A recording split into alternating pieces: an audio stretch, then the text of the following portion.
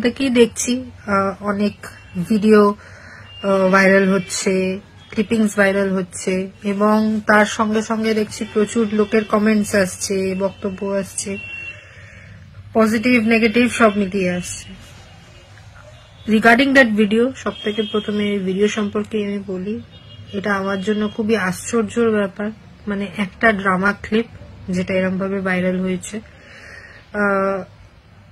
Obviously সেই একটা অনেকে জিজ্ঞেস করেছে এই ভিডিওর ব্যাপারে, তো definitely it's part of drama clip. এটা অবভিয়াসলি অরিজিনাল না, at the end of the day ওটা একটা পার্ট অফ ড্রামা।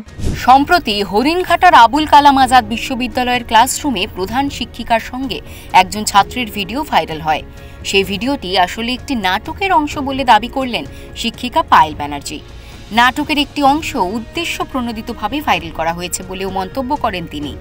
পাশাপাশি তিনি আরও বলেন, তো কাইন্ডলি আমি এটাই বলবো যে অনুরোধ করছি সবার কাছে যে আপনাদের কাছে যদি কোনো ভিডিও আসে তো কাইন্ডলি ওইগুলোকে রিপোর্ট করুন আর আমাকে পারলে সাপোর্ট করুন, যাতে আর কি স্টুডেন্টস গুলো আর ওদের মেন্টাল এফেক্টেড না হয় এবং এই জিনিসগুলো বন্ধ করা উচিত। তবে ওই কলেজের রেজিস্ট্রার পার্থপ্রতিম লাহিড়ী বলেন, বিষয়টি কলেজ কর্তৃপক্ষকে জানিয়ে করলে ভালো হতো। আমরা একটু হতচকিত হয়ে গেছি, কারণ আমার এতদিনের চাকরির অভিজ্ঞতা আমি কোনোদিনও দেখিনি এরকম। একটু হতচকিত হয়ে গেছি স্বাভাবিকভাবেই। ব্যক্তিগতভাবে মনে করি এগুলো না হলেই ভালো হতো। হ্যাঁ, এটা আমরা যেটা জানতে পেরেছি, এটা নাকি ওদের একটা, এই যেহেতু ডিপার্টমেন্টে অ্যাপ্লায়েড সাইকোলজি, তো এটা নাকি একটা অ্যাপ্লায়েড সাইকোলজির লেখাপড়ার একটা অঙ্গ, মানে একটা সাইকোলজিক্যাল টেস্টিং বা ওই ধরনের কিছু আর কি, মানে সাইকোলজিক্যাল অ্যাক্টিভিটিস একটা।